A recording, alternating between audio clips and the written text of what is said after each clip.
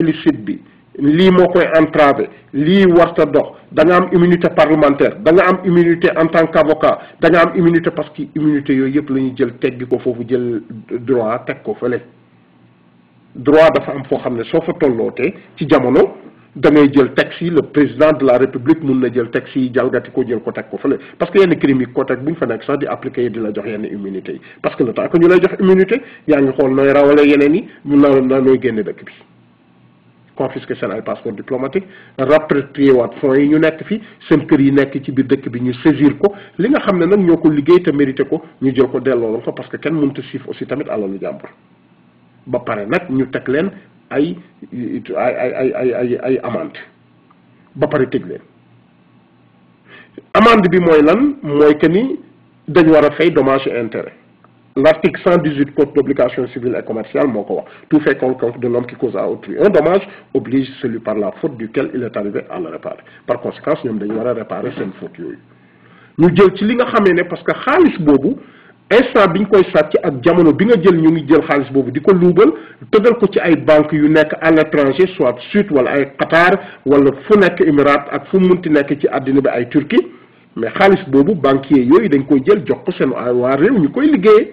te instant bi nga xamee ne yow sàcc nga ko nanguwoo koo denc ci BHS wala B6 bu Sénégal mais boobu soo ko fa denkoon sax waa réew mi liggéey ci il faut qu'on soit très très très clair nga jël ay mat la defar ay mat la xaalis denc ko sa biir kër foog ne da ngay rawale mais il faut que nguur gi nag jël ay matuwaayam bañ mat sëkk ñu ñaan président bi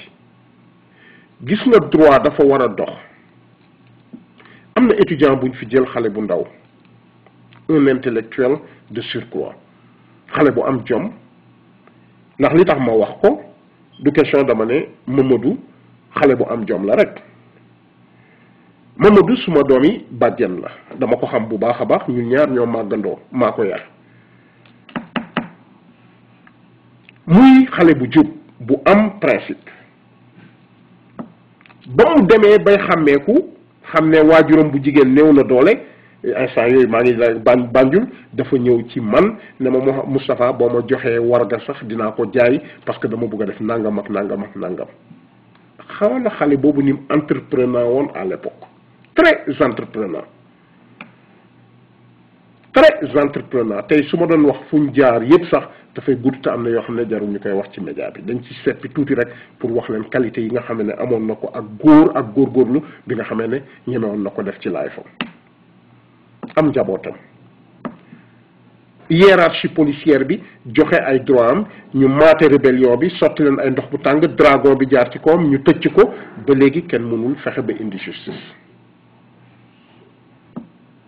li gën a naqari sax nit ñi ak famille am mooy que ni commissaire bi nga xamee ne soo suivre la hiérarchie policière muy Codé Mbengue mais dañ ko jël tokkal ko ay ndomb yu gën a rëy yi mu amoon loolu sabotage la ci famille boobu il devrait démissionner fu ñu dégloo Arona Sy qui était le commissaire mais war nañ fa dégloo le directeur de la sûreté déglu fa le ministre de l'intérieur mais Arona commissaire nga tëb le directeur de la sûreté ba pare ñëw ci ministre bi donc il y avait un point de discorde. Il faut que le droit soit lu ñu wax ko Ablaye Wade baadoolo la sàcc ay oto réew mi di ko jéem a am noo koy dëkkale wala xaalisi parti la Ablaye Wade sa bàyyi moomul parti démocratique sénégalais soo ko formé woon sax moomuloo ko comme Macky Sall moomul ARP xaalis bu mu jël ne moo ko moom c'est parce que ci turi ARP ce sont des fonds politiques c'est assujetti de taxe dañ ko waroon a fayal taxe ba pare dañ ko war a jël déclarer ko ci patrimoine bi un parti c'est une personnalité juridique dafa am lu mu am dafa am ay statut yu ko régir personne juridique la personne morale la donc loolu yëpp ak personnalité bi nga xam ne parti bi am na ko soo jëlee benn dërëm génn bitim réew ñaan ko ci turi parti bi moomuloo ko donc ñëpp askan bi ñoo ko war a jël dekk donc loolu loo ci am jël ko di ko def sa compte personnel au détriment des autres du parti mais kooku ñun waruñ la wóolu sax di la dénk suñu réew parce que soo gisee dara ci réew mi di nga ko moccaat sàcc ko Ablaye Wade lii moo ko dal son fils a volé sa femme a volé sa fille a volé moom ci boppam sàcc na ay naataangooyam sàcc na donc Ablaye Wade dañ ko war a jël tëj ko arrêté ko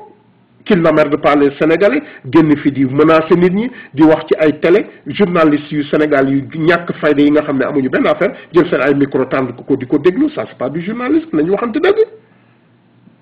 Même dem ci ay conférence de presse vous vous permettez de prendre les micros de foutre ça dans sa gueule muy wax lu ko neex di saaga Sénégalais yi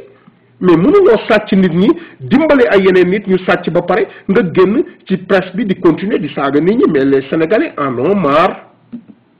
lañ waxante dëgg depuis le temps de Senghor suñ la jëlee teg la ci nguur bi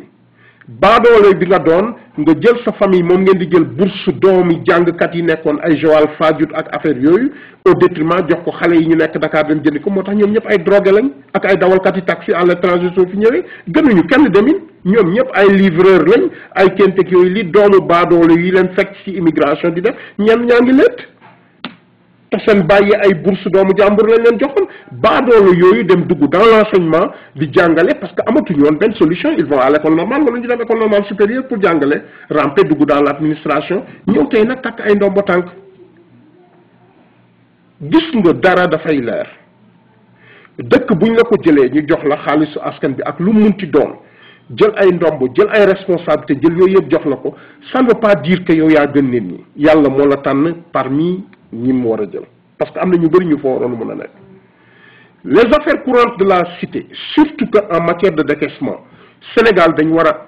interdire tout compte fait même dans les secteurs publics et parapublics et dans le secteur privé ñu bàyyi les directeurs généraux wala ñu bàyyi les ministres waa affaire ñu décaisser directement dañ war a ut une trésorerie centralisée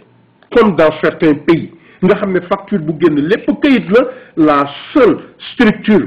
habilitée à décaisser de l'argent mooy nekk structure boo xam ne ñu ngi jógee ci ministère des finances ñu leen di audit at bu jot ba pare duñ ko jël Massamba jox ko il faut au moins une délégation d'une dizaine de signatures ñu doog ko def donc les ministres ak ñeen ñi bon de décaissement rek la ñuy def ba pare nag patrimoine bi ñu jël jënd ko ñu koy record boo jëndee oto jënd meuble bu bees meuble bu màgget bi da nga ko war a jël rikootaat ko dugal ko ci li nga xam ne mooy patrimoine ministère bi su fekkee meuble boobu kenn amul droit sànni ko ci mbedd mi suñ ko waree jaay sax dañuy ooyee li ñuy ooyee vente aux enchères ba pare nit ñi ñëw bet si ñu jëlaat xaalis boobu delloo ko dugalaat ko pour jënd immobilier bu bees noonu la structure di demee oto état bi yu màgget yi kenn du ko sànni bu oto bi paanoon sax ñu dawal ko auction gars yi jënd ko ñu jël xaalis boobu dugalaat ko pièce détachée bi boo ko jëlee rechange ko pièce ba ca nekkoon sax dañ koy jël teg ko fenn ñu jël ko mu nekk kii aluminium ñu jël ko parce que patrimoine dañ koy record encore une fois patrimoine dañ koy record mais mënuloo nekk ministre on te fout un budget de 10 millions pour nga ameubler sa kër ngay toxu yóbbu ko mais ça c'est du vol lañ ma wax ci nomenclature finance bu Sénégal ban prévision moo ci am pour ñu mun a meubler kër ministre boo xam ne moo koy moomal boppam lañ waxante dëgg Sénégal dafa toll ci diggante boo xamee ne il faut que nit ñi tàmm di waxante dëgg